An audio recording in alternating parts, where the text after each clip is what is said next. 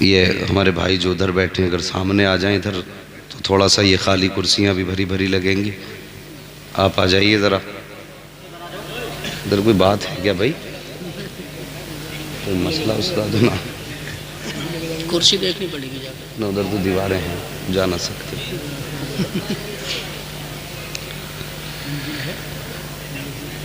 الحمدللہ رب العالمین والعاقبۃ للمتقین والصلاة والسلام علی رسولہ الکریم اما بعد فاعوذ باللہ من الشیطان الرجیم بسم اللہ الرحمن الرحیم ان الدین عند اللہ الاسلام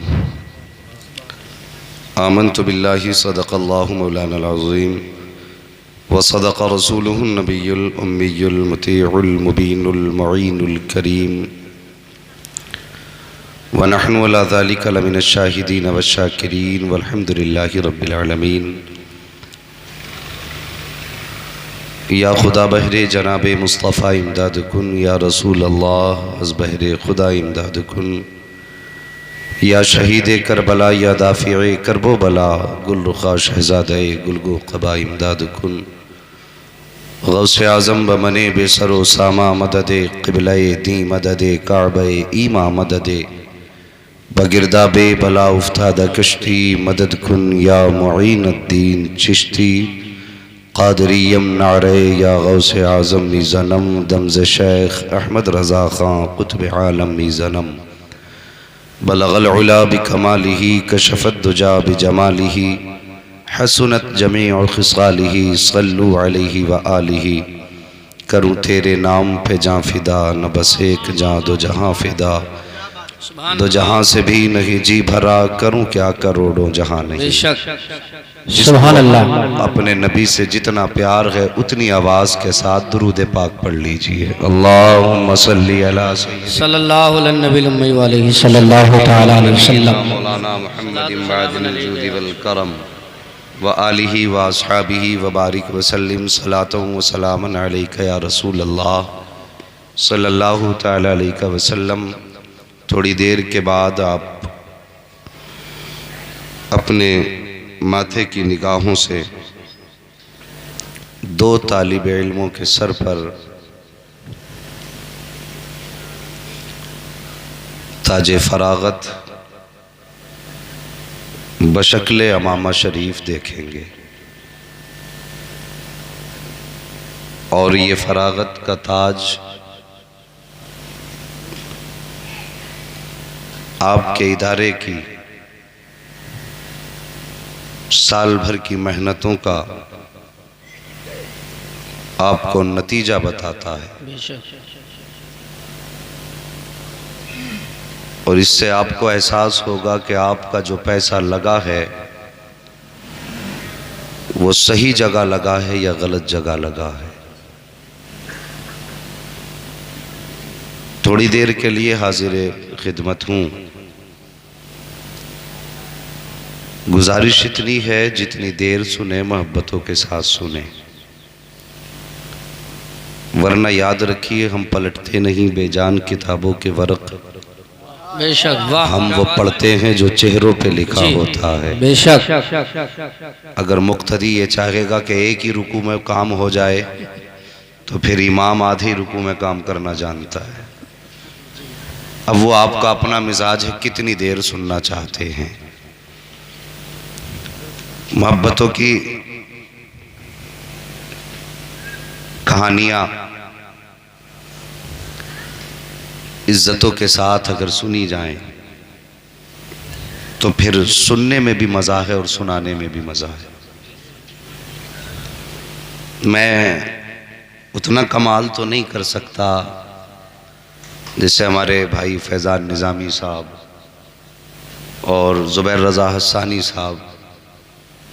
میں نے دیکھا تھا شروع میں لوگوں کو کھڑا کر دے رہے تھے.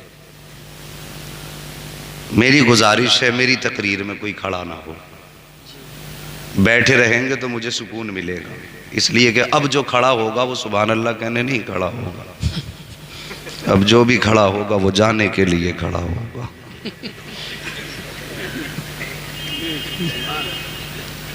خیال رکھیں گے تھوڑا سا. ذرا سارے کہہ دو یا رسول اللہ۔ رسول اللہ۔ اللہ سلامت رکھے جنہوں نے بغیر کہے ہاتھ اٹھائیں، اللہ انہیں آج کے ذکر کے صدقے میں محبوب کا مدینہ دکھا دے۔ آمین۔ بس دیر آیت درست آیت، کچھ لوگوں نے بعد میں ہاتھ اٹھائے ہیں، کوئی بات نہیں، جلسہ بھی انہی کا ہے، لوگ بھی انہی کے ہیں۔ اگر سب ایک ساتھ مدینے چلے جائیں گے تو ان کے خزانے میں کون سی کمی آ رہی ہے؟ بے شک۔ تیری ایک نگاہ کی بات ہے، میری زندگی کا سوال ہے۔ بس توجہ کریں، حالات آپ کے سامنے ہیں۔ یقیناً ہر مسلمان کا دل ٹوٹا ہوا ہے۔ ایک بدبخت کی بدبختی، اس کی زبان درازی نے پوری عالم اسلام کو ایسے غضب میں لا کے کھڑا کر دیا کہ اگر ہماری قوم کے 8 سال کے بچے سے پوچھو وسیم رضوی کا تو کیا کرے گا، تو 8 سال کا بچہ بھی کہہ دے گا لا کے سامنے کھڑا کرو، یا تو وہ زندہ رہے گا یا پھر ہم زندہ رہیں گے۔ یہ ایک جنون ہے۔ میں سنجیدگی کے ساتھ یہ بات کہہ دوں،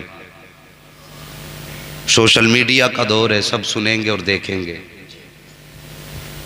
جو اس نے دعویٰ کیا ہے کہ قرآن پاک کے اندر یہ 26 آیت ایسی ہیں جو آتنکواد کو بڑھاوا دیتی ہیں، معاذ اللہ ان آیتوں کو قرآن سے نکالا جائے، اور اس نے جو پھر بہتان لگایا ہے حضرت ابوبکر صدیق رضی اللہ تعالیٰ عنہ کی ذات پر، حضرت فاروق اعظم کی ذات پر، حضرت عثمان غنی کی ذات پر، اس بدبخت کو معلوم کیا ہے کہ نبی کا ابو بکر تو وہ ہے کہ جو غار کا بھی ساتھی رہا، مزار کا بھی ساتھی ہے۔ بے شک، سبحان اللہ، سبحان اللہ۔ مگر صاحبو، دل کے پھپولے جل اٹھے سینے کے داغ سے، اس گھر کو آگ لگ گئی گھر کے چراغ سے۔ بے شک۔ کہیں ہماری بھی کچھ نہ کچھ غلطیاں رہی ہیں، ہماری بھی کچھ خامیاں ہیں۔ وہ مجرم ہے اور یقیناً بڑا مجرم ہے۔ ہم اپنے ملک کی عدلیہ سے گزارش کرتے ہیں کہ آتنکواد کو قرآن بڑھاوا نہیں دے رہا ہے، اور نہ کبھی دیا ہے اور نہ کبھی دے گا۔ آتنکواد کو یہ کتے بڑھاوا دے رہے ہیں جو تمہاری گود میں بیٹھے ہیں۔ اگر چاہتے ہو ہندوستان میں امن قائم رہے تو اس کتے کو گود سے اٹھا کے پھانسی کے پھندے پہ لٹکا دو، بھارت میں کوئی آتنک جنم نہیں لے گا۔ بے شک۔ یہ ہمارا مطالبہ ہے کہ اس بدبخت کا ایسا علاج کیا جائے کہ دوبارہ کوئی بھی کتا قرآن کے خلاف بھونکنے کی جرت نہ کرے۔ اور تم سے بھی گزارش ہے، آج سے پہلے جب بھی تمہارے سامنے ان علماء کا تذکرہ کیا گیا، مدرسے میں پڑھنے والے طلباء کی باتیں کی گئیں، کسی نے یہ کہہ دیا یہ زکوٰۃ کھاتے ہیں، کسی نے یہ کہہ دیا یہ فطرہ لینے والے ہیں۔ تمہارے گھروں میں میتیں ہوئیں تو تمہیں مدرسے کے بچے پہلے یاد آئے، اور تمہارے گھروں میں شادی ولیمے ہوئے تو کوئی مدرسے میں پوچھنے والا بھی نہیں ہے کہ طلباء نے کھایا کہ نہیں کھایا۔ جی بے شک۔ اور جب دنیا کھا کے چلی جاتی ہے، کوئی خبر مدرسے سے آتی ہے کہ مدرسے کے بچوں کو کھلایا گیا کہ نہیں، تو سر پہ ہاتھ مار کے کہتے ہیں یار انہیں تو بھول ہی گئے تھے، تیجوں میں تم انہیں آگے رکھتے ہو، ولیموں میں پیچھے کیوں کر دیتے ہو؟ کیا ان کا معیار تمہارے مہمانوں کے معیار سے نیچا ہے؟ یا یہ اوقات میں ان لوگوں سے کم ہے جو تمہارے دسترخوان پہ آ کر کے پیٹ بھر کے کھا کے چلے جاتے ہیں؟ یا ان کی اوقات ان سے کم ہے کہ جنہیں نہ کھانے کا شعور نہ پینے کا سلیقہ؟ اور پھر ہم نے انہیں پیچھے کیوں کر دیا؟ پہلے ہم ہی نے ان کو رسوا کرنے کی کوشش کی، آج جب قرآن سے آیتیں نکالنے کی بات آئی ہے پہلی بات تو یہ ہے کائنات میں کسی کی ماں نے اتنا دودھ نہیں پلایا جو آیت تو بڑی بات ہے قرآن کا نقطہ ہلا سکے. بے شک سبحان اللہ بے شک. مگر اگر فرض کر لو اگر قرآن کی کوئی آیت کم ہو گئی یا کوئی رکوع قرآن پاک کا کم کر دیا گیا تو میں آپ سے پوچھنا چاہتا ہوں کس کے دروازے پہ جاؤ گے قرآن کی اس آیت کا پتہ لینے؟ کون تمہیں بتائے گا کہ کون سا زبر ہٹایا گیا کہاں کا زیر؟ ہماری حالت تو یہ ہے ہمیں دیکھ کے قرآن پڑھنا نہیں آتا تو ہم قرآن کے زیر و زبر کا پتہ کیسے لگائیں گے؟ اور صاحب جب یہ دن آئے گا تو جن کو آج ہم کوئی عزت اور ویلیو نہیں دیتے کل انہی کی چوکھٹ پہ آ کے قدم پکڑ کے کہو گے وہ 8 سال کے حافظ قرآن ہمیں قرآن کی وہ آیت سمجھا دے جس آیت کے بارے میں شک کیا جا رہا ہے کہ یہاں کا نقطہ ہٹایا گیا یا یہاں کا زبر ہٹایا گیا ہے. اور صاحب ان کی قدر کو سمجھو اللہ نے ان کے سینوں کو قرآن کے لیے عالم ارواح ہی میں چن لیا تھا اور حافظ وہی بنیں گے جن کا سلیکشن عالم ارواح میں رب نے کر لیا تھا. ہاں صاحب اللہ نے یہ جزدان قرآن کے لیے چنے ہیں اور دنیا کے اندر کسی میں اب اتنی طاقت نہیں ہے جو قرآن کی ایک حرکت کو بدل سکے. آؤ تمہیں بریلی کی ایک تاریخ اٹھا کے دکھا دوں. یہ کوئی نیا فتنہ نہیں ہے اس سے پہلے بھی فتنے آئے ہیں.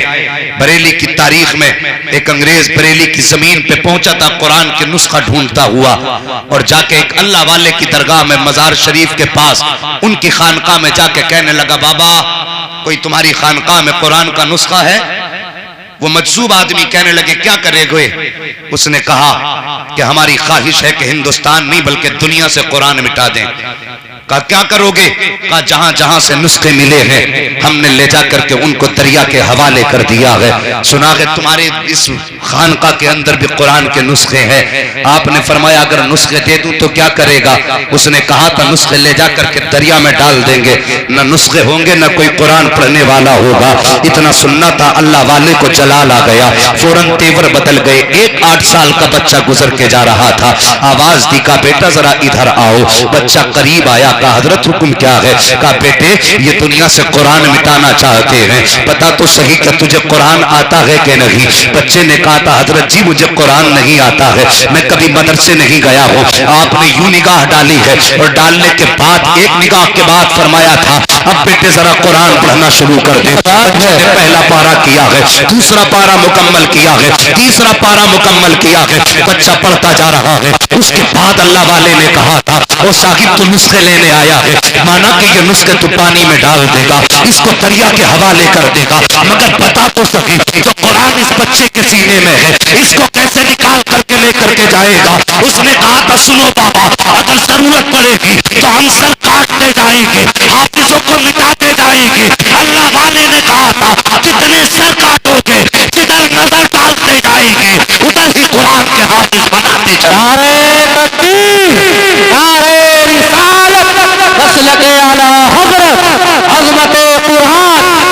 سبحان اللہ سبحان اللہ ماشاءاللہ. صاحب اب ہوائیں خود کریں گی روشنی کا فیصلہ جس دیے میں تیل ہوگا وہ دیا رہ جائے گا اور شاخوں سے ٹوٹ جائیں وہ پتے نہیں ہیں. ہم شاخوں سے ٹوٹ جائیں وہ پتے نہیں ہیں ہم. آندھی سے کوئی کہہ دے اوقات میں رہے آندھی سے کوئی کہہ دے اوقات میں رہے.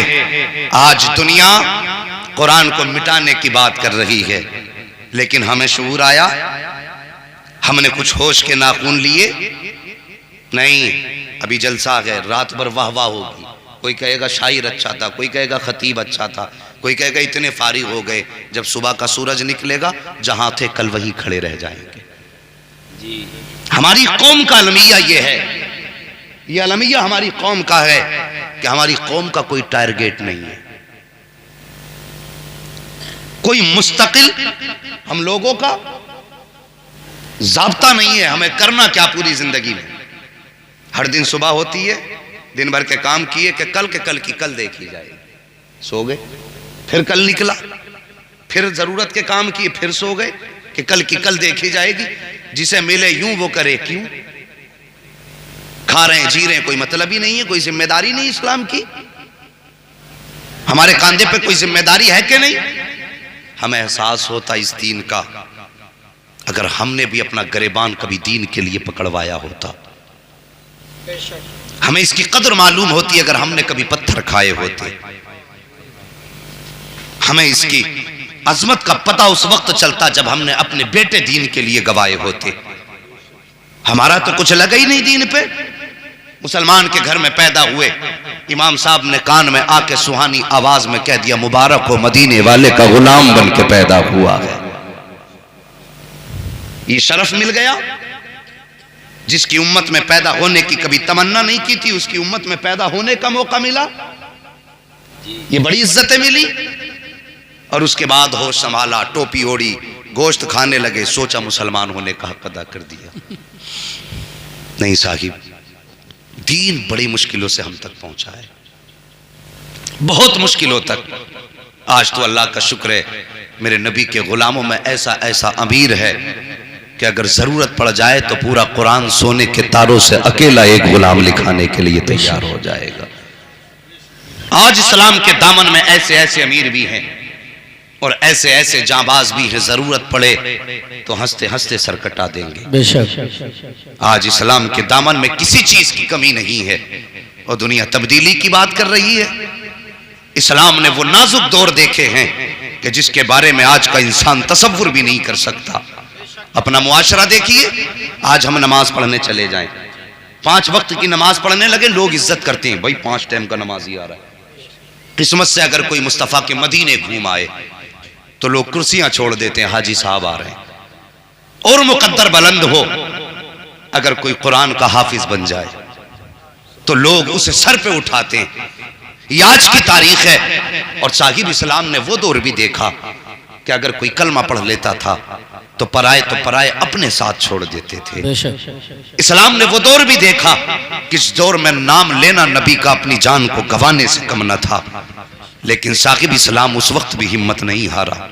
آپ مکے کی تاریخ اٹھائیے، میرے نبی نے اعلان نبوت فرمایا، سب ساتھ چھوڑ کے چلے گئے۔ وہ جو کہتے تھے کہ تم صادق ہو، وہ جو کہتے تھے کبھی تم جھوٹ نہیں بولتے، انہوں نے بھی اس دن کہہ دیا ہمیں تیری بات نہیں ماننی ہے۔ اور جو نبی کو امانت دار سمجھتے تھے، انہوں نے بھی کہہ دیا کہ تمہارے ارادے درست نہیں ہیں۔ ہاں صاحب، جب سب چھوڑ کے گئے تو ایک 10 سال کا بچہ کھڑا رہ گیا تھا۔ اس 10 سال کے بچے نے دل پہ ہاتھ رکھ کے کہا تھا محبوب تنہائی محسوس مت کرنا، کوئی ساتھ نہ دے، یہ علی ہمیشہ تیرا ساتھ دے۔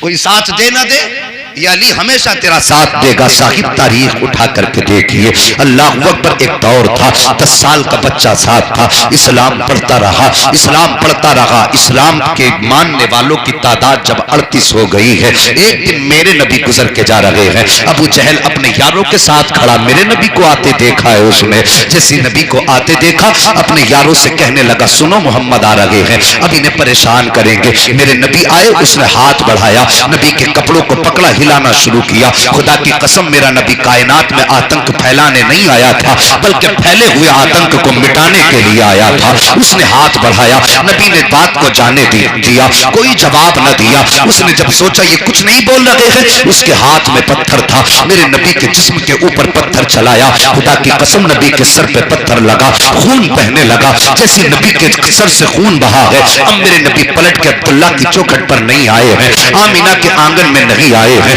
بلکہ سیدھا رخ کیا ہے حرم شریف کی طرف چلے جاتے ہیں اور گئے ہیں خانہ کعبہ کے اندر، سجدے میں سر رکھا ہے، روتے جا رہے ہیں، اپنا درد اپنے رب سے بیان کرتے جا رہے ہیں۔ اللہ اکبر، میرے نبی حرم شریف میں آئے ہیں۔ ادھر میرے نبی کے شفیق چچا جو ابھی ایمان نہیں لائے ہیں، حضرت امیر حمزہ ایک شکار سے واپس آ رہے ہیں۔ جیسے شکار سے واپس آتے تھے آپ کے چلنے کا انداز الگ ہوتا تھا، یوں بازو پھیلاتے اترا کے چلا کرتے تھے۔ آپ گلی میں نکل کے جا رہے ہیں، 2 باندیاں کھڑی ہیں، کنیز دیکھ کے کہنے لگی اگر اسے پتا چل جاتا کہ اس کے بھتیجے کے ساتھ کیا کیا گیا ہے تو یہ اس طرح اترا کر کے نہ چلتا، اس طرح عقل کر کے نہ چلتا۔ اتنا سنت امیر حمزہ کے قدم ٹھہر جاتے ہیں، جیسے قدم ٹھہرے ہیں آپ فرماتے ہیں کہنا کیا چاہتی ہو؟ کہ تمہیں پتا نہیں ہے آج تمہارے بھتیجے کو ابو جہل نے پتھر سے مارا ہے، اتنا سننا تھا آپ نے گھر کا رستہ چھوڑ دیا ہے اور ادھر گئے جدھر ابو جہل بیٹھا ہوا تھا، جا کر کے آپ نے اپنی کمان سنبھالی اور ابو جہل کے سر پہ زور سے دے ماری، اتنی زور سے کمان ماری ہے کہ اس کا سر پھٹا، خون بہنے لگا اور ایک تاریخ صاف جملہ آپ نے کہا تھا، تو کیا سمجھتا ہے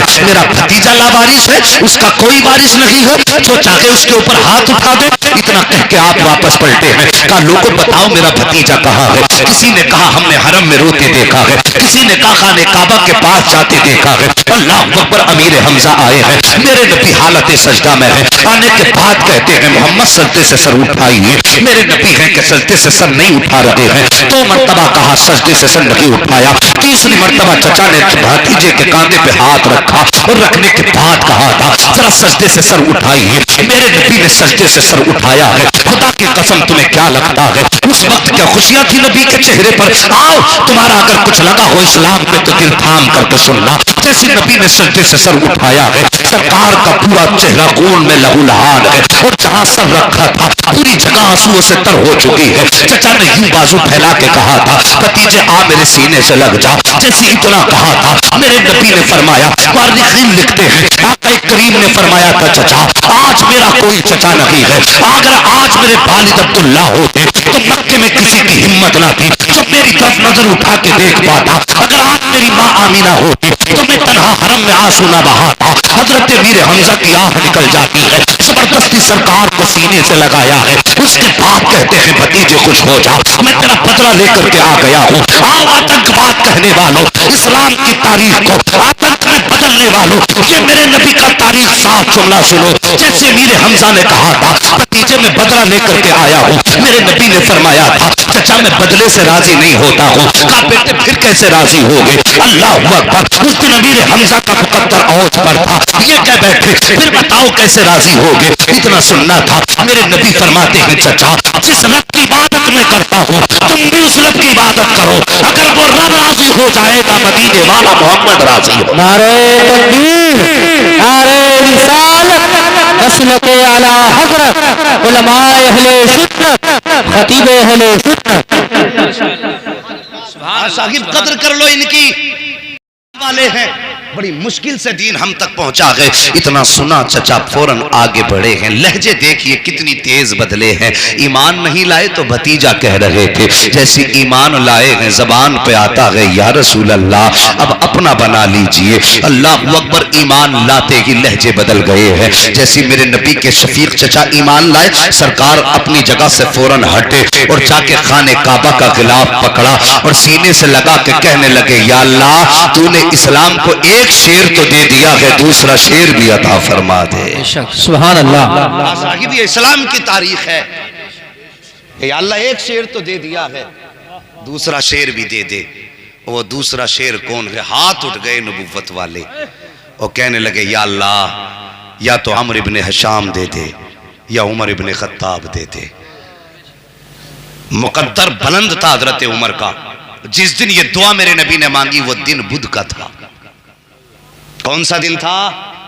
بولو، جن کے منہ بند ہیں وہ رکھیں اپنا بند۔ ہاں نبی کو کسی کا احسان نہیں چاہیے۔ کون سا دن تھا؟ بدھ کا دن، اللہ سلامت رکھے۔ اب بولے نہ بولے، بدھ کا دن امیر حمزہ ایمان لائے، مکے میں باتیں ہونے لگی، کہنے لگا اب اسلام کیسے روکا جائے؟ اب تو حمزہ بھی ایمان لے آئے، اور امیر حمزہ کی بہادری کے آگے کسی میں دم تھا کہ ٹک جاتا؟ بڑے اچھے اچھوں کے پسینے چھوٹتے تھے۔ لوگ کہنے لگے اب تو اسلام اور تیزی سے بڑھے گا، باتیں ہونے لگی مکے کے گھر گھر میں باتیں ہیں، دین کیسے روکا جائے، دین کیسے روکا جائے، اسلام کے بڑھتے قدموں کو کیسے روکا جائے۔ ہر گھر میں یہ باتیں ہو رہی، ایک گھر کے اندر 26 سالہ جوان ہے، نام عمر ہے، اپنے گھر کے چکر لگا رہا ہے، سوچ رہا ہے اسلام کے بڑھتے قدموں کو کیسے روکا جائے۔ پھر دل ہی دل میں فیصلہ کیا اسلام کو ایسے نہیں روکا جا سکتا، چلو آج بانی اسلام ہی کا کام تمام کر دیتے ہیں۔ پھر خیال آیا کون ہے جو بانی السلام کا سر قلم کرے گا. یہ سوچ کر کے پھر آپ سوچنے لگے کسی میں ہمت نہیں ہے. پھر فیصلہ کیا عمر چل خود چل کے سر قلم کر دے. اللہ اکبر. یہ سوچ کے گھر سے نکلے ہیں. صاحب مکے کی گرمی بڑی سخت تھی. جب لوگ چلا کرتے تھے نا تو دیوار سے لگ کے چلا کرتے تھے, اس کے سائے سے چپک کے چلا کرتے تھے تاکہ سورج کی گرمی سے بچ سکے. لیکن آج عمر کا غصہ اتنا تھا کہ دیوار سے لگ کے نہیں چل رہے ہیں بلکہ بیچ راہ میں ہاتھ میں تلوار لیے جا رہے ہیں. راستے میں نبی کے غلام سے ملاقات ہو جاتی ہے. جس سے ملاقات ہوئی کہنے لگا عمر کدھر جا رہے ہو؟ کہا کہ بانی اسلام کا سر قلم کرنے جا رہا ہوں. ابھی جس نے ٹوکا ہے ان کا اسلام ظاہر نہیں ہوا ہے. چھپ کر کے اسلام کا انہوں نے کلمہ پڑھا, دین انہوں نے حاصل کیا ہے.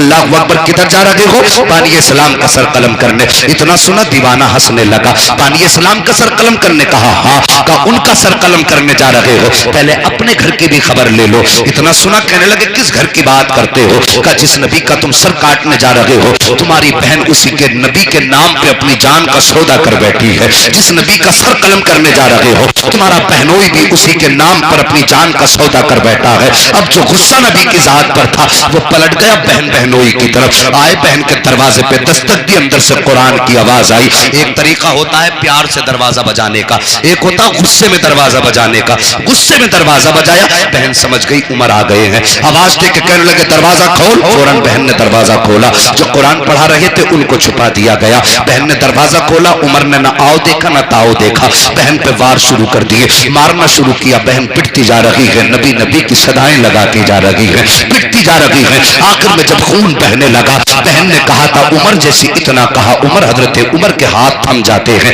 حضرت عمر سوچ رہے تھے شاید اب مجھ سے کرم کی بھیک مانگے گی, یہ کہے گی عمر رحم کر دے, جو تو کہے گا وہ ہوگا. لیکن حیرت نہ رہی عمر کو. اللہ اکبر. عالم عجیب تھا. جیسی ہاتھ عمر کے رکے ہیں. حضرت عمر کی بہن نے کہا تھا عمر کیا سمجھ رہے ہو, کیا تم سے میں اپنے اوپر کرم کی بھیک مانگوں گی؟ کہا کہ پھر کیوں روکا گیا ہے؟ تب حضرت عمر کی بہن نے کہا تھا سنو عمر, تم بھی خطاب کے بیٹے ہو, میں بھی خطاب کی بیٹی ہوں. تم عمر ابن خطاب ہو, میں فاطمہ بنت خطاب ہوں. اگر جرأت تمہیں آتی ہے تو جرأت مجھے بھی آتی ہے. اگر تم نے یہ سوچا ہے کہ اس وقت تک ماروں گا جب تک دامن نہیں چھوڑے گی, تو میرا بھی یہ فیصلہ ہے جان دے سکتی ہوں دیا ہوا ایمان ہے.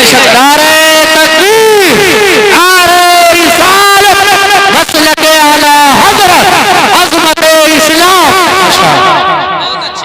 مفتی صاحب اسلام کی فطرت میں قدرت نے لچک دی ہے, جتنا کہ دباؤ گے اتنا ہی ابھرے گا. کیا بات ہے بھائی. اللہ اکبر. کا عمر تو عمر ابن خطاب ہے, میں فاطمہ بنت خطاب ہوں. سوچ لے کیا کرنا ہے. نہ میں اپنا ارادہ بدل سکتی ہوں نہ تو اپنا ارادہ. حضرت عمر نے اتنا سنا کہنے لگے فاطمہ عمر وہ ہے جس کے سامنے مکے کا بڑا بڑا سردار نہیں بولتا.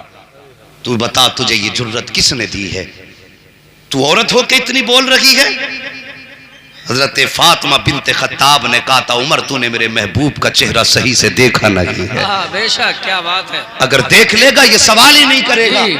اللہ اکبر. اتنا سننا تھا. عمر کے دل میں عجیب کیفیت طاری ہوئی. کہنے لگے بہن پھر بتا وہ قرآن کون سا ہے جسے تو پڑھ رہی تھی؟ مجھے بھی دے, میں بھی دیکھنا چاہتا ہوں. ہاں صاحب اب قرآن کا معجزہ دیکھو. یہاں تک فاطمہ بنت خطاب کا کمال ہے, اب قرآن کا کمال دیکھیے. کہا بہن بتا تو صحیح. لا وہ قرآن مجھے دے دے. اتنا سنا بہن کہتی ہے عمر تو ناپاک ہے, ہمارا قرآن پاک ہے. ناپاک آدمی پاک قرآن کو ہاتھ نہیں لگا سکتا ہے. اگر قرآن کو چھونا چاہتے ہو تو غسل کرنا پڑے گا. کا پتہ غسل کیسے کیا جاتا ہے؟ خطاب کی بیٹی فاطمہ نے غسل کا طریقہ بتایا ہے. اب عمر غسل کر رہے ہیں. غسل میں صرف میل نہیں دھل رہا تھا, عمر کے دل کا کفر بھی دھلتا جا رہا ہے, کفر بھی دھل رہا ہے. اللہ اکبر. غسل مکمل ہوا. کہا اب لاؤ میرے ہاتھ میں قرآن دے دو. تو قرآن کی وہ آیتیں جو کسی چمڑے پہ لکھی ہوئی تھی یا کسی تختی پہ لکھی ہوئی تھی فاطمہ بنت خطاب نے عمر کے ہاتھ میں لا کے رکھی ہیں. جیسی حضرت عمر نے ہاتھ میں وہ آیتیں لی ہیں, پہلی نگاہ عمر کی لفظ طٰہٰ پہ پڑ جاتی ہے. لفظ طٰہٰ پہ نظر کا پڑنا تھا, بس کمال ہو گیا ہے. اب حضرت عمر قرآن کو پڑھتے جا رہے ہیں، روتے جا رہے ہیں، پڑھتے جا رہے ہیں، روتے جا رہے ہیں، بدن کانپنے لگ جاتا ہے. کہتے ہیں فاطمہ اب دیر نہ کر، مجھے بھی اس محبوب کی چوکھٹ پہ لے چل جس نے تجھے یہ مبارک قرآن لا کر کے دیا ہے. اللہ اکبر. اب دیکھو تو صحیح، تارے بنی ارقم ہے اسلام کا پہلا مدرسہ ہے جہاں پر چھپ کر کے لوگوں کو دین سکھایا جا رہا ہے. حضرت عمر فاروق اعظم نے اسی تارے بنی ارقم کا رخ کیا ہے. جب چلنے لگے لوگوں نے کہا آقا عمر آ رہے ہیں، ہاتھ میں تلوار ہے، ارادہ اچھا نہیں لگ رہا ہے. حضرت امیر حمزہ کہنے لگے آنے دو، حمزہ آ گیا ہے. اگر نیت اچھی ہوگی تو استقبال کیا جائے گا، اور اگر نیت خراب ہوگی تو گردن بھی اسی کی ہوگی، تلوار بھی اسی کی ہوگی، اسی کی تلوار سے اسی کی گردن قلم کروں گا. یہ کہنے کے بعد حضرت امیر حمزہ چپ ہو جاتے ہیں. اتنے میں حضرت عمر دروازے پہ آئے ہیں. جیسی آئے دستک دی ہے، دروازہ کھلا، پہلا قدم عمر نے رکھا تھا کہ دو صحابہ آگے بڑھے ہیں. انہوں نے دونوں بازوؤں سے حضرت عمر کو پکڑا. میرے نبی نے فرمایا چھوڑ دو عمر کو. جب چھوڑ دیا گیا عمر قریب آئے ہیں. میرے نبی اپنی جگہ سے اٹھ کے کھڑے ہوئے ہیں اور اٹھنے کے بعد آپ نے اپنا دانا ہاتھ حضرت عمر کے دل کے اوپر رکھا اور رکھنے کے بعد فرمایا تھا اسلم یا عمر، اے عمر اسلام قبول کر لے، اے عمر اسلام قبول کر لے. اتنا کہنا تھا قدم پکڑ کے رونے لگ جاتے ہیں. کہتے محبوب آپ کلمہ پڑھنے کی بات کرتے ہو، آج کے بعد عمر آپ کے قدموں سے جدا نہیں ہوگا. اللہ اکبر. حضرت عمر نے کلمہ پڑھا ہے. اس کے بعد اگلا سوال میرے نبی سے کرتے ہیں، یا رسول اللہ بتائیے کیا ہمارا دین سچا ہے؟ میرے نبی نے فرمایا تھا ہاں. کیا ہمارا قرآن سچا ہے؟ نبی نے فرمایا ہاں. پھر حضرت عمر نے کہا تھا یا رسول اللہ جب ہم سچے ہیں تو چھپ کے عبادت کیوں کرتے ہیں؟ میرے نبی نے فرمایا تھا عمر وقت کی نزاکت کو سمجھو، وقت کے حالات کے تقاضے کو سمجھو، اس لیے چھپ کے عبادت کی جا رہی ہے. حضرت عمر نے کہا تھا یا رسول اللہ اب عبادت چھپ کے نہیں کی جائے گی بلکہ عبادت کھل کے کی جائے گی. اب عمر آ گیا اسلام کے دامن میں. اتنا کہنا تھا. حضرت عمر کہتے ہیں یا رسول اللہ اب نماز حرم میں ادا کی جائے گی. آؤ ذرا تاریخ اٹھا کر کے اسلام کی دیکھو. حضرت عمر چلے ہیں تو مسلمان اب حضرت عمر کے ساتھ 40 کی تعداد مسلمانوں کی ہوئی ہے. 2 صفیں مسلمانوں کی بنی ہے. ایک صف کی قیادت حضرت امیر حمزہ کر رہے ہیں، دوسرے صف کی قیادت حضرت عمر فاروق اعظم کر رہے ہیں، اور بیچ میں نبیوں کا سردار چل رہا ہے. حرم کعبہ کی طرف جا رہے ہیں. عمر کے ہاتھ میں تلوار ہے. کہتے جا رہے ہیں اگر کسی کو بچے یتیم کرانے ہیں تو عمر کے مقابلے میں آ جائے، اگر کسی کو بیوی کو بیوہ بنانا ہے تو عمر کی تلوار کا سامنا کرے. یہ کہتے جا رہے ہیں. اب جیسے پتا چلا ہے کہ عمر نے نبی کا کلمہ پڑھ لیا ہے تو کفر کمرے کے اندر بند ہو گیا تھا. ہمت نہ تھی جو کوئی سامنے آ جاتا. جب کوئی سامنے نہ آیا حضرت عمر گئے ہیں، ہر ظالم کے دروازے پہ گئے، دستک دیتے. آواز آتی کون؟ کہتے عمر آیا ہے. اتنا سننا ہوتا ایسا لگتا تھا جیسے سب کی روح نکل گئی ہے، سناٹا پھیل جاتا. اور عمر کہتے آؤ ہمت ہو تو ذرا گھر سے باہر نکلو، آپ سے پہلے کلمہ پڑھنے والوں کو ستایا ہے، آؤ آ کر کے آج کلمہ پڑھنے والوں کا مقابلہ کرو. یہ عمر گلیوں میں نعرے لگاتے گھوم رہے ہیں، گلیوں میں نعرے لگا رہے ہیں. جب ایک گلی کا موڑ حضرت عمر نے موڑا ہے، ایک خاتون جن کا نام حضرت زنیرہ ہے، اللہ اکبر، ان کے چہرے پہ نگاہ پڑ جاتی ہے. جیسی نگاہ پڑی ہے زنیرہ نے عمر کو دیکھا ہے، عمر نے زنیرہ کو دیکھا ہے. زنیرہ رونے لگ جاتی ہے. کہتی عمر ذرا ٹھہر تو سکی. حضرت عمر ٹھہر جاتے ہیں. کہا تجھے وہ دن یاد ہے کہ ایک دن میرے مالک نے مجھ سے کہا تھا تو کس کا نام لیتی ہے؟ تو میں نے کہا تھا میں اپنے محبوب کا نام لیا کرتی ہوں. اس نے کہا تیرے محبوب کا نام کیا ہے؟ تو میں نے اپنے محبوب کا نام محمد بتایا تھا. کہا اتنا بتانے کی دیر تھی میرے مالک نے مجھ پہ کوڑے برسائے، اور جب وہ مار مار کے تھک گیا تھا عمر تمہیں یاد ہے کہ تم ایک گلی سے آ رہے تھے تو تم سے کہا تھا میرے مالک نے کہ اب اس کو کوڑے تم لگاؤ. کہا عمر وہ دن یاد ہے تم نے مجھ پہ کوڑے برسائے تھے، اور جب تم تھک گئے تھے مارتے مارتے پھر اس کے بعد تم نے میرے گلے میں کوڑا ڈال کے ایٹھا تھا جس کی وجہ سے میری آنکھیں نکل آئی تھی. اللہ اکبر، بڑی دردناک تاریخ ہے اسلام کی. ہاں ہاں صاحب، ہم نمازی بن گئے تو عزتیں ملی ہیں، ہم حاجی بن گئے تو عزتیں ملی ہیں. جنہوں نے نبی کے نام پہ کلمہ پڑھا ہے کتنی قربانیاں دی ہیں. آؤ قوم کی شہزادیوں ذرا تم بھی کان کھول کر کے سن لو. کبھی کبھی جلسے میں آیا کرتی ہو اور اس کے بعد جیسا موسم ویسی ہو جایا کرتی ہو. تم پہ بھی حق بنتا ہے کنیز فاطمہ بننے کا.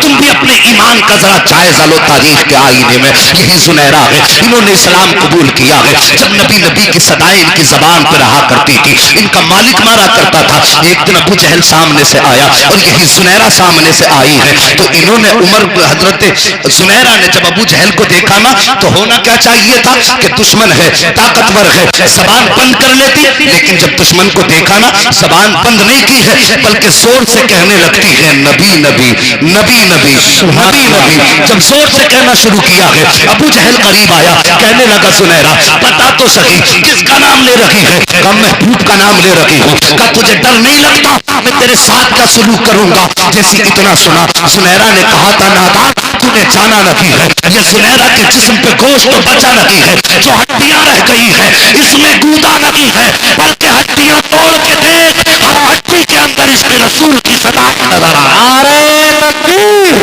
نعرہ رسالت، مسلک اعلی حضرت مفتی حماد صاحب قبلہ۔ بہت اچھے بہت اچھے، کیا بات ہے، قربانیاں دے کوئی سلام کی۔ آج ایک بوری دے دے مرا جا رہا ایک بوری دے کے، دیکھ کے جاتا یہاں لگی تھی میری نہ مانی اتنی دیوار نکال لوں گا۔ بہت بڑا کام کر دیا تو نے دین کے لیے، اینٹیں گن گن کے دے رہا 21 دے دی۔ بھٹے والوں کے پاس پہنچ جاؤ تو کہتے ہیں 1500 لے جاؤ، اور جنت میں محل منہ پھاڑ کے لے گا کہ جتنا ہی مل جا کم ہی کم ہے۔ شرم نہیں آتی ہمیں؟ نبی کے نام پہ اتنے بڑے سودے ہمارے۔ اور زنیرہ کی کہانی دیکھ، عورت ہے مرد نہیں، مگر عشق کیا ہے مدینے والے محبوب سے، بے شک، دل دیا ہے عبداللہ کے لخت جگر کو۔ اور صاحب کتنا کھرے اترے یہ لوگ عشق کی کہانیوں میں۔ ابو جہل نے کہا تھا تجھے ڈر نہیں لگا؟ کہ ہڈی توڑ کے دیکھ، ہڈیوں میں بھی جو مینگ ہے نا وہ مینگ نہیں ہے، وہ عشق رسول کا گودا ہے۔ بے شک، سبحان اللہ۔ اللہ اکبر۔ مالک کو بلایا حضرت زنیرہ کے، ابو جہل نے کہنے لگا دیکھ اس کی ہمت دیکھ، مجھ سے کہہ رہی ہے کہ مجھے ڈر نہیں لگتا۔ اس کا مالک آیا، آنے کے بعد زنیرہ کے مالک نے سریے گرم کیے، اور گرم کرنے کے بعد کہا تھا زنیرہ آج آخری بار تجھے بس سمجھا رہا ہوں، یا تو اس کا نام لینا چھوڑ دے ورنہ تیری آنکھیں نکال لوں گا۔ حضرت زنیرہ مسکرائی، کہنے لگی بہت کم قیمت لگائی ہے تو نے محبوب کے عشق کی، یہ آنکھیں تو کچھ بھی نہیں ہیں، اگر خدا لاکھ زندگیاں دے دے ساری زندگی محبوب کے نام پہ لٹانے بے شک، بے شک، سبحان اللہ۔ اللہ اکبر۔ سرخ کیا گیا لوہا سریا، اور آنکھ کے قریب کر کے کہا زنیرہ وقت ہے مان جا۔ کہا نہیں، آنکھ پہ لگایا، آنکھ پھوٹی، جل گئی آنکھ۔ کہا زنیرہ اب بھی وقت ہے، چھوڑ دے دامن۔ کا نہیں، دوسری آنکھ بھی پھوڑیں گے، مرضی تمہاری۔ پھر سریا گرم کیا گیا، دوسری آنکھ میں لگایا گیا۔ حضرت زنیرہ کی دونوں آنکھیں جلا کر کے راکھ کر دی گئیں، جلا کر کے خاکستر کر دی، دونوں آنکھیں پھوٹ چکی ہیں، خون بہنے لگا ہے۔ اس کے بعد ہاتھ باندھے گئے حضرت زنیرہ کے، اور پیر باندھنے کے بعد شہر کے چوک میں ڈالا گیا، اور کہا تھا سن تو جس محبوب کا نام لیتی ہے آنکھیں ہم نے لے لی ہیں، اب اس سے کہ وہ تجھے آنکھیں دے سکتا ہو تو آنکھیں دے دے۔ اللہ اکبر۔ زنیرہ کے ہاتھ بھی بندھے ہیں، پیر بھی بندھے ہیں، ہاں ہاں صاحب ایک چوک میں پڑی ہیں، رو کے کہتی ہیں یا اللہ آج میرے پیر بندھے ہیں، چل کے کیسے جاؤں، مجھے کچھ نظر بھی نہیں آتا، تیرے محبوب کو کہاں تلاش کروں، میرے اللہ میری صدا میرے محبوب کے کانوں تک پہنچا دے۔ یہ زنیرہ نے رو کے کہا تھا ہاں صاحب یاد رکھو واللہ وہ سن لیں گے، فریاد کو پہنچیں گے، اتنا بھی تو ہو کوئی جو آ کرے دل سے۔ زنیرہ نے کہا تھا اے اللہ میرے یہ درد کی کہانی میرے محبوب کے کانوں تک پہنچا دے۔ اللہ اکبر۔ اتنا کہنا تھا حضرت زنیرہ کے چاروں طرف نبوت کی خوشبو طواف کرنا شروع کر دیتی ہے، سمجھ جاتی ہے کہ محبوب آنے والا ہے، محبوب آنے والا ہے۔ جیسے جیسے خوشبو بڑھتی گئی احساس ہوتا گیا مصطفیٰ کے قریب ہونے کا۔ ایک وقت وہ آیا کہ خوشبو کو انتہا کو پہنچ گئی، جیسی انتہا کو پہنچی ہے اچانک بڑا پیارا لہجہ کانوں تک آیا ہے۔ کسی نے آ کے کہا تھا زنیرہ کیا حال ہے، جیسی اتنی بات کسی آنے والے نے کہی تھی۔ وہ آنے والا کوئی اور نہ تھا بلکہ عبداللہ کا لخت جگر تھا، فاطمۃ الزہرا کا بابا تھا، حسنین کا نانا تھا، تیرا میرا آقا تھا۔ آقا ارشاد فرماتے ہیں زنیرہ کیا حال ہے، اتنا سننا تھا، آنکھیں ٹوٹی ہوئی ہے، خون بہ رہا ہے۔ جیسے نبی نے کہا زنیرہ کیا حال ہے، مسکرا کے کہتی آقا جب آپ نے پوچھ لیا تو سب حال خیریت ہو گئے۔ بے شک، بے شک۔ جب آپ نے پوچھ لیا تو پھر کیا غم رہ گیا، آپ آ گئے تو سارے غم دھل گئے۔ میرے نبی نے فرمایا صحابہ زنیرہ کے ہاتھ کھولو۔ ہاتھ کھولے گئے، پیر کھولے گئے، خون بہ رہا تھا، جیسے ہاتھ پیر کھولے گئے اٹھ کے کھڑی ہوئی، رونے لگی، کہتی ہیں یا رسول اللہ میری آنکھیں چلی گئی۔ آقا فرماتے ہیں زنیرہ اس لیے رو رہی ہو کہ اب دنیا میں کچھ نہیں دیکھ پاؤ گی؟ زنیرہ نے کہا تھا یا رسول اللہ دنیا کا غم نہیں ہے، غم اس بات کا ہے کہ اب جیتے جی آپ کا چہرہ نہیں دیکھ پاؤں گی۔ میری خواہش تو یہ تھی جب تک سانسیں چلتی رہی محبوب میری نظروں میں تیرا چہرہ رہنا چاہیے۔ آقا میں چاہتی ہوں جب تک زندہ رہوں میں آپ کا چہرہ دیکھتی رہوں۔ میرے نبی نے اتنا سنا، اپنا لعاب دہن لیا، حضرت زنیرہ کی آنکھوں میں لگایا ہے، جیسے لعاب دہن لگایا ہے حضرت زنیرہ کی آنکھوں میں روشنی آ جاتی ہے، آنکھیں پہلے سے زیادہ خوبصورت ہو جاتی ہیں۔ اللہ اکبر، کسی نے کہا تھا زنیرہ بتا تو صحیح کچھ فرق ہے کہ نہیں پہلے کی عورت کی آنکھوں میں؟ تب زنیرہ نے کہا تھا او لوگوں جس دن مصطفیٰ نے لعاب دہن لگایا تھا آنکھوں میں ایسی روشنی آئی تھی کہ ایسی روشنی کبھی زنیرہ کی زندگی میں نہیں آئی تھی۔ کبھی تو بریلی کے امام نے کہا تھا جن کے تلووں کا تھوبن ہے آب حیات ہے وہ جانے مسیحا ہمارا نبی وہ کہتا ہے دینے کو چاہیے دینے والا ہے سچا ہمارا۔ سبحان اللہ، نعرہ تکبیر، نعرہ رسالت، مسلک اعلی حضرت۔ ماشاءاللہ، بہت اچھے بہت اچھے بہت توجہ ہے؟ سبحان اللہ سبحان ذرا سارے کہہ دو ہاتھ اٹھا کے یا رسول اللہ۔ اللہ سلامت رکھے ان ہاتھوں کو جو نبی کے نام پہ اٹھے۔ اور صاحب یہی زنیرہ ہے، کہتی عمر ایک دن وہ تھا کہ جس دن تم مجھے کوڑے مار رہے تھے، ذرا سچ بتا عمر تو وہی ہے لیکن آج لہجہ بدلا ہے۔ جو کل نبی کا نام چھڑانے کی کوشش کر رہا تھا آج وہ عمر نبی کی عزتوں پہ پہرے کیسے دینے لگ گیا۔ عمر کہانی کیا گئے؟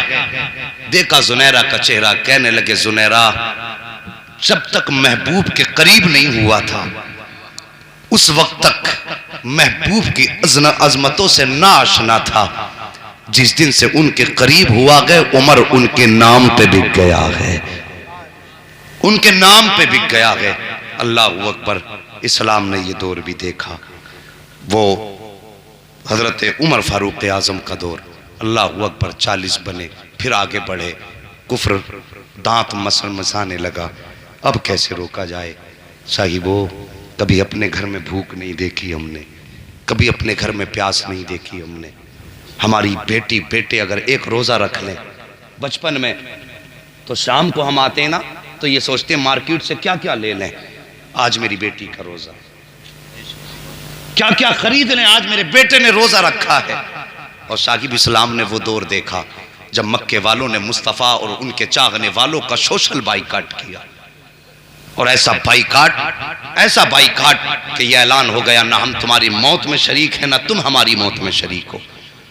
یہاں تک کہ نبی اپنے جانثاروں کے ساتھ شاب ابی طالب میں گئے، وہ گھاٹی جو حضرت ابو طالب کی ملکیت تھی اس میں گئے، نبی کے چاہنے والے کلمہ پڑھنے والے ساتھ میں ہیں، اور شاب ابی طالب میں کم و بیش 3.5 سال کا عرصہ گزرا ہے۔ وہ عرصہ کوئی بازار میں نہیں تھا، وہاں پہ شاپنگ کی مارکیٹ نہیں تھی۔ ہاں صاحب بڑا مشکل دور تھا۔ شاب ابی طالب میں جا کر کے جب یہ بسے مکے والوں نے ساری تجارت اور خریداری بند کر دی تو کب تک سامان چلتا؟ ایک دن وہ آیا، کھانے پینے کا سامان ختم ہو گیا، اور جو 8 سال کے بچے تھے رو کے کہنے لگے ماں بھوک لگی ہے۔ جب بچوں نے رو کے کہا تھا ماں بھوک لگی ہے، روئے تو ماں نے بچوں کے سر پہ ہاتھ رکھ کے کہا تھا بیٹے یہ آواز کہیں اس دیوار کے باہر نہ چلی جائے، اگر یہ آواز مصطفیٰ کے دشمنوں کے کانوں تک چلی گئی تو پھر وہ ہمارے نبی کو تانے دیں گے، ہنسیں گے۔ وہ کیسے 8 سال کے بچے تھے، ماں نے اتنا سمجھا دیا۔ کتنے بچے ایسے تھے کہ آوازیں ہمیشہ کے لیے گلوں میں بند ہو گئیں، لیکن نبی کے دشمنوں کے کانوں تک آواز نہیں پہنچی تھی۔ اور دودھ پیتے بچے ماں کی گود میں بلک بلک کے دم توڑنے لگے، تب میرے نبی نے فرمایا تھا جاؤ میرے جانثاروں مکے کے بازار میں چلے جاؤ، کچھ خرید لاؤ۔ نبی کے چاہنے والے بازار میں گئے، جا کے کیا دیکھا، منڈی میں جتنا سامان تھا مکے والوں نے سب کچھ پہلے خرید لیا تھا تاکہ نبی کے چاہنے والوں کو یہ کچھ نہ مل سکے۔ یہ سوچ کر کے خریدا تھا تاکہ یہ بھوک سے اسلام اور اس کے چاہنے والے اسی شاب ابی طالب کی گھاٹیوں میں اپنی آخری سانسیں گن کر کے یہیں پہ ختم ہو جائے۔ یہ مقصد تھا ان کا۔ جانثار واپس آئے، گردن جھکی، میرے نبی نے فرمایا کیا ہوا؟ کہتے حضور کچھ نہ ملا۔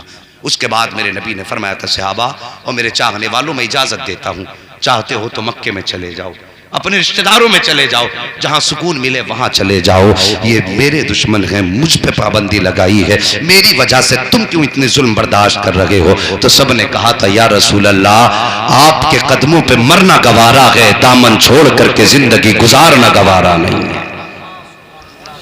یہ تاریخ رہی اسلام کی۔ اللہ اکبر۔ شاہ ابی طالب کی ایک دردناک کہانی سنو۔ ایک دن میرے نبی آئے کے اندر، میرے نبی نے قدم رکھا، سرکار کی پیاری بیوی حضرت خدیجہ الکبریٰ سامنے تھی۔ نبی نے فرمایا خدیجہ میری بیٹی نظر نہیں آ رہی ہے۔ اور اس گھاٹی کے اندر صرف نبی نہیں تھے، نبی کی بیٹیاں بھی تھیں، بیوی بھی تھی، سرکار کی حضرت خدیجہ الکبریٰ کہنے لگی حضور میری کمر کے پیچھے کھڑی ہے۔ آقا نے فرمایا میری بیٹی میرے سامنے کیوں نہیں آئی؟ اور صاحب بیٹی بیٹی ہوتی ہے۔ حضرت خدیجہ الکبریٰ کہنے لگی یا رسول اللہ آج کئی دن کا فاقہ ہو گیا بیٹیوں کا، چہرے اتنے اتر گئے ہیں کہ بیٹیوں کو معلوم ہے ہمارے باپ کو ویسے ہی تبلیغ کی وجہ سے کافی پریشانیوں کا سامنا کرنا پڑ رہا ہے، اور ہمارے اترے چہرے دیکھیں گے تو ہمارے باپ کیسے برداشت کریں گے؟ میرے نبی نے فرمایا خدیجہ میری بیٹیوں کو میرے سامنے کرو۔ حضرت خدیجہ نے یوں کمر کے پیچھے ہاتھ ڈالا نا، حضرت زینب کا ہاتھ آ گیا ہاتھ میں، ادھر سامنے کیا، حضرت زینب آئیں، پھر ہاتھ پیچھے کیا، سیدہ فاطمہ کا ہاتھ آ گیا۔ جب سامنے کیا میرے نبی نے چھوٹی بیٹی کا چہرہ دیکھا نا، گھٹنے زمین پہ رکھے اور ایسے بیٹھ گئے جیسے ہم اپنے بچوں سے پیار کرنے کے لیے بیٹھا کرتے ہیں۔ میرے نبی نے گھٹنے زمین پہ رکھ کے یوں بازو پھیلائے، سیدہ فاطمہ بھی دوڑ کے آئیں، سیدہ زینب بھی دوڑ کے آئیں، باپ کے سینے سے آ کے لگی، منہ باپ کے کان کے قریب کر کے کہنے لگی بابا بھوک بہت تیز کی لگی ہے۔ اتنا سیدہ کا کہنا تھا۔ میرے نبی نے یہ نہیں کہا تھا بیٹی ابھی جنت کا کھانا آنے والا ہے، یہ نہیں کہا تھا جنت کا دسترخوان اتارا جائے گا۔ نبی کی نبوت والی آنکھیں برسنے لگ گئی، بیٹیوں کا ماتھا نبی نے چوما، ہاتھ پکڑا، ایک ہاتھ میں حضرت فاطمہ کا ہاتھ تھا، دوسرے ہاتھ میں حضرت زینب کا ہاتھ تھا۔ میرے نبی پکڑ کے اسی شاہ ابی طالب میں چلے اور ادھر گئے جدھر درخت کھڑے تھے، وہاں پر کچھ درخت کے سوکھے پتے نیچے پڑے ہوئے تھے۔ آقا کریم اپنے نبوت والے ہاتھوں سے پتے اکٹھا کر رہے ہیں۔ جب پتے اکٹھا ہو گئے نبی نے فرمایا فاطمہ بیٹھ جاؤ، زینب بیٹھ جاؤ، دونوں شہزادیاں بیٹھ جاتی ہے۔ میرے نبی نے فرمایا بیٹی ذرا دامن پھیلاؤ۔ اللہ اکبر، وہ کیسی صابرہ شاکرہ بیٹیاں تھیں، جیسی باپ نے کہا تھا بیٹی دامن پھیلاؤ، نبی کے شہزادیوں نے یوں دامن پھیلایا۔ میرے نبی نے نبوت والے ہاتھوں سے جب پتے اٹھا کر کے بیٹیوں کی گود میں ڈالے تھے، اللہ اکبر، عرش کے ملائکہ تڑپنے لگ جاتے ہیں، التجا کرتے ہیں یا اللہ اگر بنی اسرائیل نے کھانے کا سوال کیا ہے تو تو نے من و سلوہ اتار دیا ہے، اگر ان کو ضرورت پڑی ہے تو بادل نے سایہ کیا ہے، اے میرے پروردگار اگر تازہ کھانا مانگا ہے تو روز تازہ اتارا گیا ہے، مگر میرے مالک یہ منظر تو دیکھ لے یا اللہ، یہ منظر کوئی عجیب نہیں لگتا ہے کیا تجھے؟ یہ تو اے میرے پروردگار یہ دیکھ تو صحیح، یہ آج جو بیٹی ہے بنی اسرائیل کی بیٹی نہیں ہے، سید الانبیاء کی بیٹی ہے، تیرے محبوب کی بیٹی ہے، اے میرے پروردگار اجازت دے تو جنت کا کھانا لے کر کے چلے جائیں، ان کے قدموں پہ جا کر کے دسترخوان بچھا دے۔ رب نے فرمایا تھا فرشتوں میرے محبوب کو تم نہیں جانتے ہو، جتنا میں جانتا ہوں اتنا تم نہیں جانتے ہو۔ اے فرشتوں تمہیں کیا معلوم ہے میرے محبوب کو جنتی کھانا ہی نہیں چاہیے؟ کا پھر کیا چاہیے؟ کا دل کو ابھی پتہ چل جائے گا میرے محبوب کو کیا چاہیے۔ میرے مصطفیٰ نے یوں اٹھائے پتے اور بیٹیوں کی گود میں رکھ کے کہا تھا اے میری شہزادی آج یہ پتے کھا کے گزارا کر لو، تمہارا باپ تم سے وعدہ کرتا ہے قیامت کے دن انہی ہاتھوں سے حوض کوثر کے جام پلاؤں گا، انہی ہاتھوں سے جنت کے نعمتیں دوں گا۔ اور یہ پینے کے بعد جب بیٹیاں پتے لے کے واپس پلٹی ہے میرے نبی کے ہاتھ اٹھ جاتے ہیں، نبوت والی آنکھیں برسی ہیں، میرے آقا کریم نے یوں نگاہ اٹھائی ہے آسمان کی جانب اور کہتے ہیں یا اللہ میری بیٹیوں کی بھوک تیرے سامنے ہے، ان کے اترے ہوئے چہرے بھی تو دیکھ رہا ہے، یا اللہ سوکھی زبان بھی تیرے سامنے ہے. آج میں نے بیٹیوں کی گود میں پتے ڈالے ہیں یا اللہ تو نے یہ بھی دیکھ لیا ہے. اور وہ شاب ابی طالب کی سختیاں میرے مالک تجھ سے کچھ بھی نہیں چھپا ہے, لیکن آج تیرا محبوب تجھ سے شاب ابی طالب کی دقتوں کے بدلے میں دنیا کی سلطنت نہیں مانگ رہا ہے, دنیا کا عیش و عشرت نہیں مانگ رہا ہے. اے میرے پروردگار تو نے بیٹیوں کی بھوک تو دیکھی ہے, اس بھوک کے بدلے میں آج تجھ سے میں جنت کا کھانا نہیں مانگ رہا ہوں. اے میرے پروردگار تیرا محبوب بس اتنا چاہتا ہے جب قیامت کا دن ہو, امت پل صراط سے گزرتی ہوگی, اچھے گزر جائیں گے, پاپی کٹ کٹ کے گریں گے. یا اللہ جن کے لیے میں نے راتوں کو میں سجدے میں رو رو کے دعائیں مانگی ہے, اگر وہ کٹ کے گریں گے تیرے محبوب کو کیسے گوارا ہوگا, اگر وہ دوزخ میں چیخیں گے تیرے محبوب کے کان کیسے برداشت کریں گے. اے میرے پروردگار تیرا محبوب یہ چاہتا ہے جب قیامت کے دن میرے امت کے عمل کھولے جائیں اس وقت امت کے گناہوں کو نہ دیکھنا, جب امت کے گناہ نظر آئے اے میرے پروردگار جب امت کے گناہ کھولے جائیں اس وقت میں اپنی نگاہ کرم امت کے گناہ پہ مت کرنا, میری فاطمہ کے شاب ابی طالب کے چہرے پہ کر لینا, زینب کی بھوک پہ کر لینا, خدیجہ کی پیاس پہ کر لینا, آپ کے بچوں پہ کر لینا. اے میرے پروردگار میں اتنا چاہتا ہوں اگر قیامت کے دن تو اس کا بدلہ دینا چاہے تو اتنا کر دینا, میری گناہگار امت کو جنت کا پروانہ. نعرہ تکبیر, نعرہ رسالت, مسلک اعلی حضرت. ماشاءاللہ, سبحان اللہ. ہاں ثاقب تمہارے ہی لیے تھا یہ گناہگارو سیاکارو, یہ شب بھر جاگنا اور رات بھر رونا. بے شک قدر کر لو اسے سلام کی. پھر ایک دن وہ آیا, یہ شاب ابی طالب سے دین نکلا اور پوری دنیا میں لہرا گیا پرچم بن کر. یہ وہی دین ہے جو آج تیرے میرے گھر ہے, جو شاب ابی طالب کی دقتیں کاٹنے کے بعد ہندوستان تک آیا ہے. یہ وہی قرآن ہے جو پتھر کھا کھا کے صحابہ نے سنبھالا تھا. یہ وہی قرآن ہے جو طائف کی بستی میں زخم کھا کے نبی نے پڑھ کے سنایا تھا. اور صاحب اس قرآن کی قدر کر لو, دین کی قدر کر لو. اگر ہم اس دین کی قدر نہیں کر پائیں گے تو پھر کون کرے گا. تکلیف ہوتی ہے جب کوئی مولوی کو چندہ خور کہہ کے آواز دیتا ہے, دل ہلتا ہے جب کوئی کہتا ہے یہ زکات لینے والے جا رہے ہیں. احسان مان کے انہوں نے زکات لے کے تیری روزی کو پاک کیا ہے, ورنہ تجھے تو تمیز بھی نہ تھی حرام کھا رہا ہے کہ حلال کھا رہا ہے. تیرے لقموں کو حلال انہوں نے بنایا. اور صاحب مہربانی کرو ان کو ایرا غیرہ نہ سمجھا کرو. بہت بڑی شخصیت اور ہمارے ہندوستان کے اندر مراد آباد کی جان علامہ صاحب قبلہ تشریف فرما ہے. اور صاحب ان کی بات نہیں کرتا, ان کے رتبے تو اللہ جانے کتنے بلند ہے. میں ان بچوں کی بات کرتا ہوں جو آج 2 بچے یہاں سے فارغ ہونے والے ہیں. آج تمہارے ادارے نے تمہیں 2 بچے نہیں بلکہ 2 ادارے دے دیے, خود میں 2 مدرسے بنیں گے وہ بچے. یہ بڑا کارنامہ ہے ان اداروں کا. اور صاحب آج انہیں دعوت پہ بلاتے ہوئے شرم آتی ہے. کبھی یاد آتے ہیں جب ابا مرتا ہو تب یاد آتے ہیں, یا مرنے کے بعد یاد آتے ہیں. بلا لو بچوں کو 4 کو قبر پہ بٹھا دو. کیوں جائیداد تو کھائے, باپ کی جائیداد پہ عیاشیاں تو کرے, ٹھیکہ لیا انہوں نے. مہربانی کرو, ہر ایک کی ذمہ داری ہے قرآن سیکھے. بے شک بے شک. میں آپ کے باپ کی قبر پہ جا کے ہاتھ اٹھاؤں, میری دعاؤں میں اتنا درد نہیں ہوگا. یہ میرے باپ کی قبر پہ ہاتھ اٹھائیں, ان کی دعاؤں میں اتنا درد نہیں ہوگا جتنا درد ایک باپ کے لیے بیٹے کی دعا میں ہو سکتا ہے. بے شک. جب باپ جنازے پہ لیٹا ہو اور بیٹا ہاتھ اٹھا کے کہے یا اللہ یہ میرا باپ ہے اسے بخش دے, اور اس کے لہجے میں وہ درد ہوگا, خدا کی قسم اللہ کی رحمتوں کو پیار آئے گا. جنازہ اٹھ کے قبرستان بعد میں جائے گا, مغفرت کی سند پہلے دے دی جائے. کیوں نہیں پڑھاتے ہم اپنے بچوں کو؟ میرے نبی نے فرمایا تھا یا تو عالم بننا, یا متعلم بننا, یا ان سے محبت کرنے والے بننا. بے شک. 3 قسمیں فرمائی, عالم, طالب علم, اور اگر یہ 2 نہ بن سکو تو ان سے محبت کرنا, بیڑا پار ہو جائے گا. اور کچھ لوگوں کو فرصت ہی نہیں ملتی نکتہ چینی میں کہ اس کو دیکھو اور وہ دیکھو اور یہ دیکھو. بس اللہ خیر کرے. ایک بات بتا دوں, ان کے رتبے کیا ہیں پڑھنے والوں کے. ایک روز اپنے گھر سے بیوی سے 1 روٹی بنواتا اور جا کے اللہ کے نام پہ صدقہ کر کے کسی غریب کو دے دیتا. کیا کرتا تھا؟ روٹی 1, سارے بولو, سونے لگے. تو زور سے بولو کیا کرتا تھا؟ صدقہ کرتا تھا، ایک روٹی صدقہ کر دیتا. یہ اس کا معمول رہا. ایک دن سویا، خواب میں میرے سرکار تشریف لائے. اللہ بے شک سبحان اللہ. قرآن کے بعد کتنا بڑا جملہ میرے نبی نے فرمایا. سبحان اللہ. آقا فرماتے روز رب کی دعوت کرتا ہے، اپنے نبی کو کیوں بھول جاتا ہے؟ واہ کیا بات ہے. روز اپنے رب کی دعوت کرتا ہے، بے شک. اپنے نبی کو کیوں بھول جاتا ہے؟ اتنی بات کہی نا، غلام تھا، رونے لگا، کہنے لگا حضور یہ خطا کیسے ہو گئی؟ اور رہی رب کی بات تو رب کبھی دعوت تو نہیں کھاتا، میں نے اس کی کب دعوت کر دی؟ میرے نبی نے فرمایا جو روٹی اس کے نام پہ صدقہ کرتا ہے نا تو اللہ تجھے اس روٹی کے بدلے میں رب کی دعوت کا ثواب عطا فرما دے. بے شک سبحان اللہ.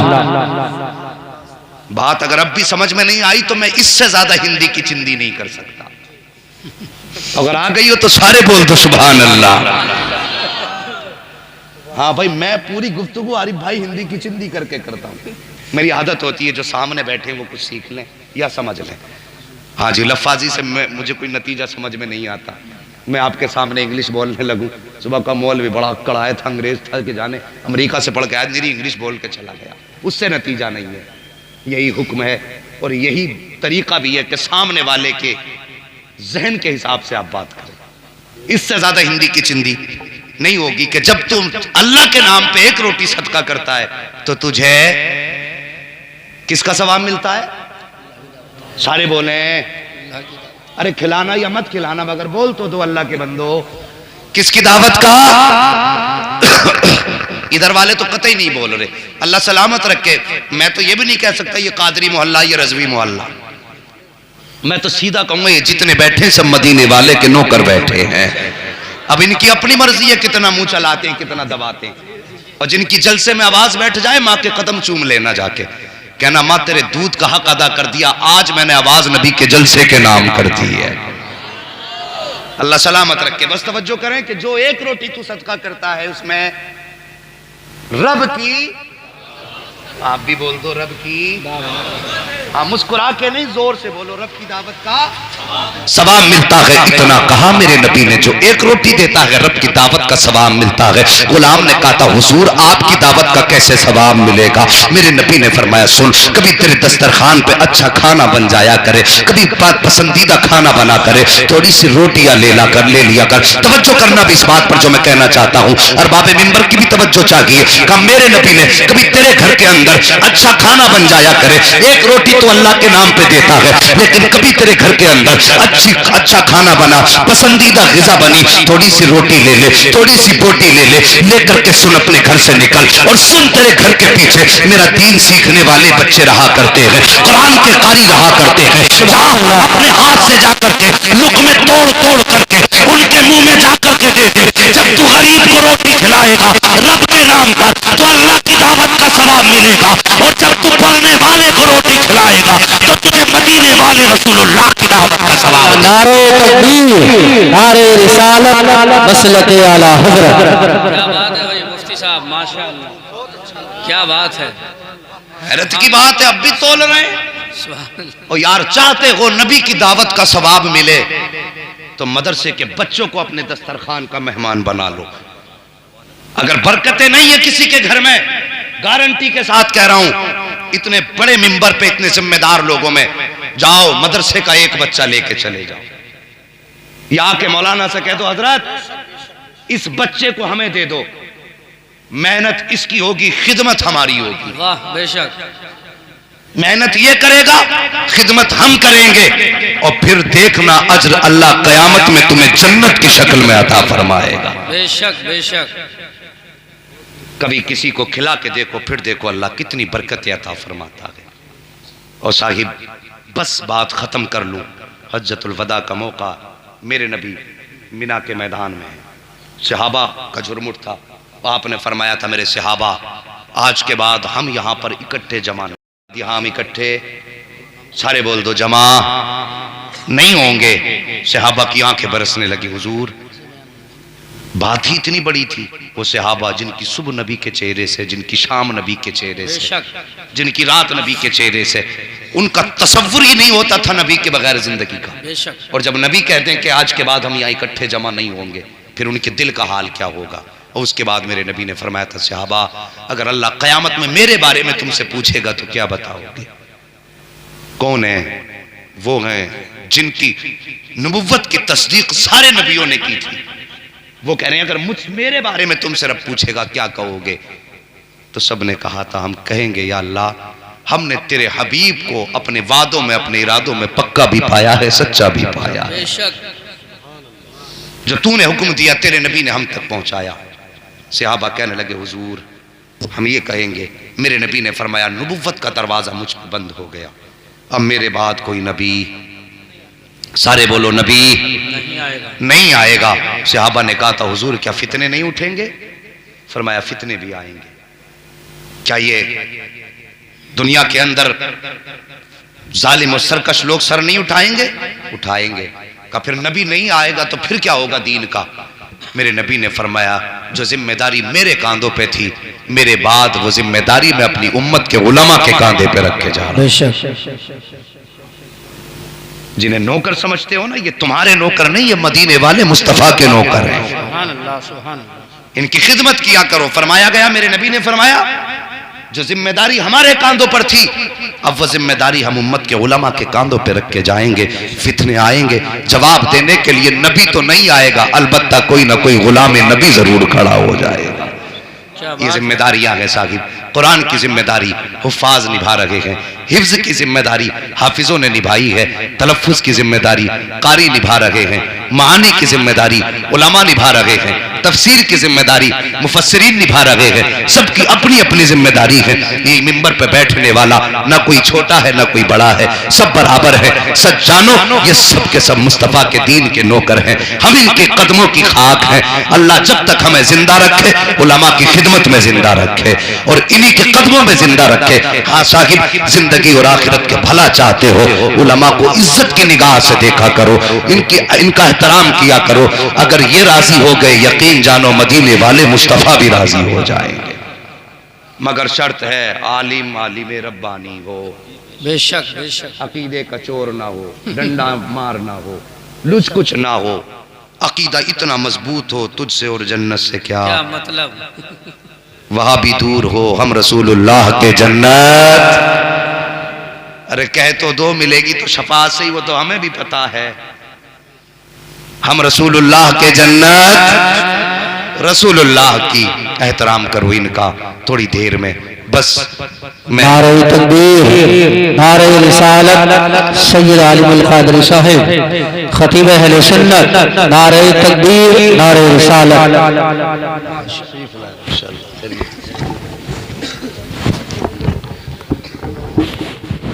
ان الدین عند اللہ الاسلام، اللہ کے نزدیک پسندیدہ دین مذہب اسلام ہے. یہی حق ہے، یہی سچ ہے. اور یاد رکھنا کوئی بھی طوفان آئے نہ ہمارے قرآن میں کوئی تحریف کر سکتا ہے نہ ہمارے دین میں کوئی تحریف کر سکتا ہے. یہ وہ کتابیں ہوتی ہیں جو دنیا والوں نے اپنے ہاتھ سے بنائی ہیں، جو بدلی جا سکتی ہیں، لیکن قرآن یہ بندے کا بنایا ہوا نہیں، یہ رب کا اتارا ہوا ہے. رب کا اتارا ہوا ہے. جو اس کے خلاف بھونکے گا اپنا نقصان خود کرے گا. اللہ کریم ہمیں قرآن اور صاحب قرآن سے سچا پکا عشق عطا فرما. اور جو بچے آج اس مدرسے سے فارغ ہو رہے ہیں اللہ ان بچوں کو اپنے وقت کا عالم بعمل بنائے اور مصطفیٰ کے دین کا مضبوط ستون بنائے. اب انشاءاللہ میرے بعد آپ کو حضرت سے خطاب سننا ہے. علامہ صاحب قبلہ تشریف فرما گئے. بس جو ہوئے غلط ان کو معاف فرمائے رب کائنات. زندگی نے دیا ساتھ پھر ہوگی ملاقات. چمن رہا پھول کھلیں گے، زندگی رہی پھر ملیں گے. مسافر ہیں ہم بھی، مسافر ہو تم بھی، کسی موڑ پر پھر ملاقات ہوگی. فقیران آئے صدا کر چلے، صدا خوش رہو یہ دعا کر چلے. سارے لوگ کلمہ شریف پڑھ لیجئے. لا الہ اور زور سے لا الہ الا اللہ محمد الرسول اللہ وما علینا الا البلاغ. استغفر اللہ ربی من کل ذنب واتوب الیہ.